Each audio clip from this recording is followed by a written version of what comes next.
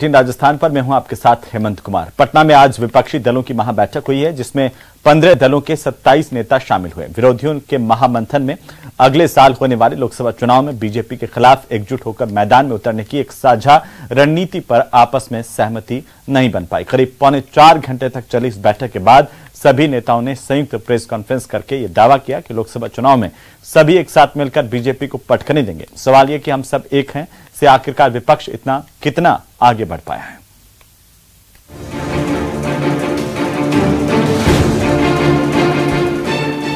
पटना का एक अणे मार्ग, मुख्यमंत्री नीतीश कुमार का सरकारी आवास। इसी पते पर शुक्रवार को पहली बार बिहार में बीजेपी विरोधी दलों के नेताओं का बड़ा जुटान हुआ। राहुल गांधी से लेकर स्टालिन और केजरीवाल, ममता बनर्जी से लेकर शरद पवार तक 15 दलों के नेता नीतीश कुमार के बंगले पर करीब 3.25 घंटे तक इसी बात पर मंथन करते रहे कि कैसे 2024 की लड़ाई में बीजेपी को शिकस्त दी जा सके। बैठक के बाद ज्वाइंट प्रेस कॉन्फ्रेंस में नीतीश कुमार ने कहा कि बीजेपी को अगले चुनाव में हराने के लिए एकजुट होकर सभी लड़ेंगे। इस पर सहमति बन चुकी है। जो एक साथ तो चुनाव लड़ने के बारे में आज एक सहमति हो ही गई है और सब तरह का सहमति हुआ है, लेकिन एक मीटिंग इसके बाद होगी। कांग्रेस अध्यक्ष मल्लिकार्जुन खड़गे ने भी कहा कि बीजेपी विरोधी दलों की अगली बैठक हिमाचल प्रदेश में 10 या 12 जुलाई को होगी, जिसमें आगे की रणनीति पर चर्चा होगी। 10 या 12 तारीख को फिर हमारे इसमें हिमाचल में शिमला में हम वहां फिर मिल रहे हैं। वैसे तो ममता बनर्जी से लेकर तमाम नेताओं ने प्रेस कॉन्फ्रेंस में अपनी अपनी बातें कही। सभी का जोर इस बात पर था कि एक साथ मिलकर चुनाव लड़ना है और बीजेपी को हराना है। लालू प्रसाद ने अपने ही अंदाज में बीजेपी पर निशाना साधा। हनुमान जी अब हम लोग के साथ हो गए और हम लोग इकट्ठा सब कोल भील नल लील सबको हम लोग जमा कर रहे हैं। तो पटना में 15 दलों के 27 नेताओं ने मैराथन बैठक कर बीजेपी के खिलाफ रणनीति पर चर्चा की। आने वाले लोकसभा चुनाव में मोदी से मुकाबले का विपक्षी फॉर्मूला कितना सफल हो पाता है ये तो नहीं मालूम, लेकिन एक साथ बीजेपी विरोधी नेताओं को एक मंच पर लाने की नीतीश की मुहिम इस बार जरूर सार्थक और सफल मानी जा सकती है, क्योंकि सवाल बीजेपी के खिलाफ नीतीश के विरोधियों को एकजुट करने का है। Bureau report, news 18। तो वहीं केंद्रीय गृह मंत्री अमित शाह ने शुक्रवार को जम्मू के भगवती नगर में जेडीए मैदान में एक रैली को संबोधित किया। उन्होंने कहा कि आज पटना में एक फोटो सेशन चल रहा है। सारे विपक्ष के नेता एक मंच पर आ रहे हैं और संदेश देना चाहते हैं कि हम भाजपा और मोदी जी को चुनौती देंगे। मैं विपक्ष के नेताओं को कहना चाहता हूं कि कितने भी हाथ मिला लो, आप एक साथ नहीं आ सकते, और आ भी गए तो 2024 में मोदी जी का 300 से ज्यादा सीटों के साथ आना तय है, ये अमित शाह ने कहा। तक आवाज जानी चाहिए कि इस बार भी 24 के चुनाव में मोदी जी को फिर से देश का प्रधानमंत्री बनाना है। मेरे साथ दोनों हाथ उठाइए, अंत तक सभी लोग उठाए दोनों हाथ। 24 में 300 से ज्यादा सीटों के विजय के संकल्प की मुट्ठी बीचिए और प्रचंड आवाज से बोलिए, भारत माता की। आज 23 तारीख को पटना में एक फोटो सेशन चल रहा है। सारे विपक्ष के नेता एक मंच पर इकट्ठा हो रहे हैं और संदेश देना चाहते हैं कि हम भारतीय जनता पार्टी को, एनडीए को और मोदी जी को चैलेंज करेंगे। मैं सारे विपक्ष के नेताओं को एक कहना चाहता हूं, कितने भी हाथ मिला दो, आपकी एकता कभी संभव नहीं है, और हो भी गई तो कितने भी इकट्ठा होकर जनता के सामने आ जाइए। 2024 में 300 से ज्यादा सीटों के साथ नरेंद्र मोदी जी का प्रधानमंत्री बनना तय है। तो वहीं विपक्षी एकता की महाबैठक को लेकर के केंद्रीय मंत्री अनुराग ठाकुर ने भी निशाना साधा। अनुराग ठाकुर ने एक ट्वीट के जरिए विपक्ष पर हमला बोला। कहा कि 2024 के चुनाव से पहले एक बार रंगमंच सज रहा है, नाटक मंडली इकट्ठा हो रही है, किरदार तय किए जा रहे हैं, नाटक होगा, साथ निभाने की कस्में वादे होंगे, जनता हंसेगी और फिर एक बार प्रचंड बहुमत से मोदी जी ही तीसरी बार देश के प्रधानमंत्री पद की शपथ लेंगे। ये ट्वीट अनुराग ठाकुर ने किया है। तो अनुराग ठाकुर ने ट्विटर पर कहा कि 2024 के चुनाव से पहले एक बार फिर से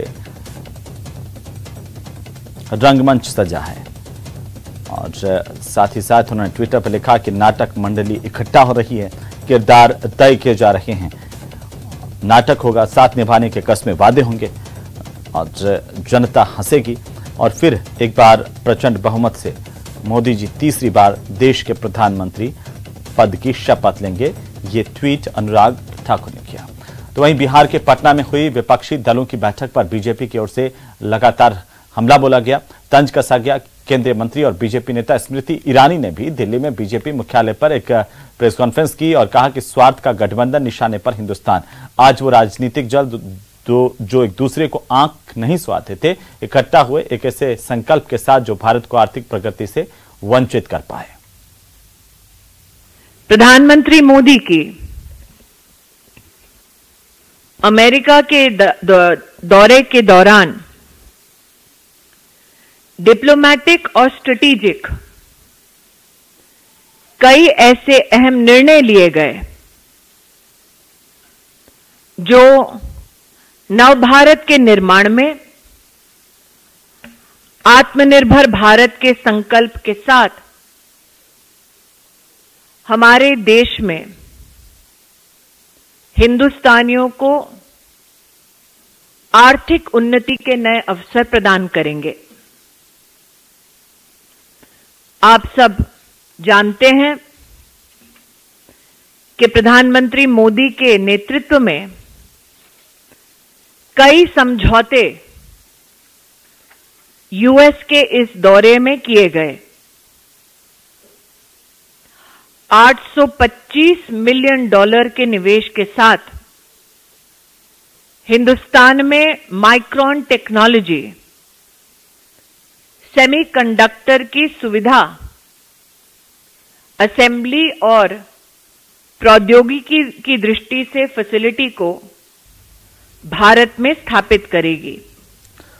तो वहीं विपक्ष की इस बैठक को लेकर के सत्तापक्ष और बीजेपी की ओर से सांसद मनोज तिवारी ने भी चुटकी ली। मनोज तिवारी ने कहा कि बैठक में कोई ठोस मुद्दे पर चर्चा नहीं हुई, तारीख नहीं बताया है। इसका मतलब स्पष्ट है कि इनकी जो अभी बैठक है और जैसी सूचना आ रही है, अंदर काफी मत विभिन्नता है। इस पे इनकी मत विभिन्नता कभी एक हो भी नहीं सकती, क्योंकि इनका जो मूल उद्देश्य है वो देश को जिताना नहीं, देश को हराना है, अपने भ्रष्टाचार को जिताना है। और नरेंद्र मोदी जी लोगों के दिलों में बस गए हैं। अभी भी स्पष्ट डेट ना बताना यही बताता है कि इन लोगों की एकता में कोई दम नहीं। तो वहीं पटना में हुई विपक्षी दलों की एकता की बैठक को लेकर के एआईएमआईएम के चीफ असदुद्दीन ओवैसी का बयान भी सामने आया। ओवैसी ने कहा कि वो नहीं कि नरेंद्र मोदी 2024 में देश के प्रधानमंत्री बने, लेकिन इन पार्टियों का ट्रैक रिकॉर्ड क्या है।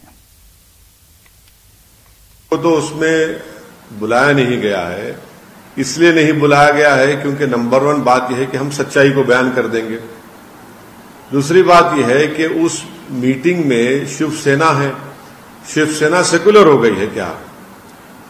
उस मीटिंग में दिल्ली के मुख्यमंत्री हैं, उनकी पार्टी ने तो आर्टिकल 370 के निकालने को, जो मेरी नजर में कॉन्स्टिट्यूशनल ब्रीच था, उसका सपोर्ट किया बीजेपी को। उस मीटिंग में नीतीश कुमार है जो एनडीए बीजेपी से मिलकर पहले मुख्यमंत्री बने, चीफ मिनिस्टर बने, फिर गठबंधन बनाया, उसके बाद फिर कूद गए बीजेपी में। तो वहीं पटना में विपक्षी एकता की बैठक में शामिल होने के लिए गए राहुल गांधी ने कांग्रेस के कार्यकर्ताओं में जोश भरा। सदाकत आश्रम में अपने संबोधन में राहुल गांधी ने हुंकार भरते हुए कहा कि कांग्रेस का डीएनए बिहार में है।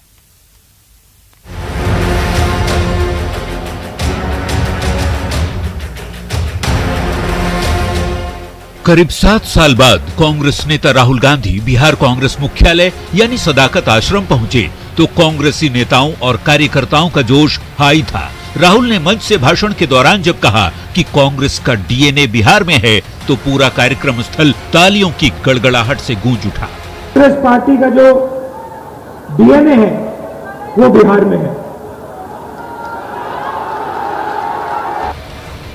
राहुल गांधी ने कहा कि कांग्रेस की भारत जोड़ो विचारधारा है।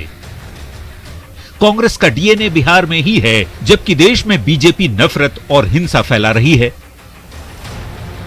2024 में पूरा विपक्ष मिलकर बीजेपी को हराएगा। भाइयों और बहनों, आप सबका यहां बहुत बहुत स्वागत, नमस्कार। आपका मूड कैसा है? मूड अच्छा है और इसीलिए आज हम बिहार आए हैं, क्योंकि बिहार में कांग्रेस पार्टी का जो डीएनए है वो बिहार में है। तो वहीं कांग्रेस के राष्ट्रीय अध्यक्ष मल्लिकार्जुन खड़गे ने भी अपने संबोधन में कहा कि 24 की लड़ाई एक साथ लड़ेंगे, बिहार जीत गए तो हिंदुस्तान भी जीत जाएंगे। किसी को बिहार कभी नहीं छोड़ सकता और बिहार अगर हम जीत गए तो सारे हिंदुस्तान में हम जीत जाएंगे। सदाकत आश्रम में राहुल गांधी ने 10 मिनट का बहुत छोटा भाषण दिया, लेकिन उनके आने से कांग्रेसियों का जोश हाई था। पटना एयरपोर्ट पर उनका स्वागत करने बिहार के मुख्यमंत्री नीतीश कुमार खुद पहुंचे थे और वहां भी कांग्रेस कार्यकर्ताओं की भारी भीड़ जुटी थी। न्यूज़ 18 के लिए पटना से संजय कुमार के साथ ब्यूरो रिपोर्ट। तो खबरें अभी और भी हैं, लेकिन फिलहाल वक्त एक छोटे से ब्रेक का। चल उठते हैं।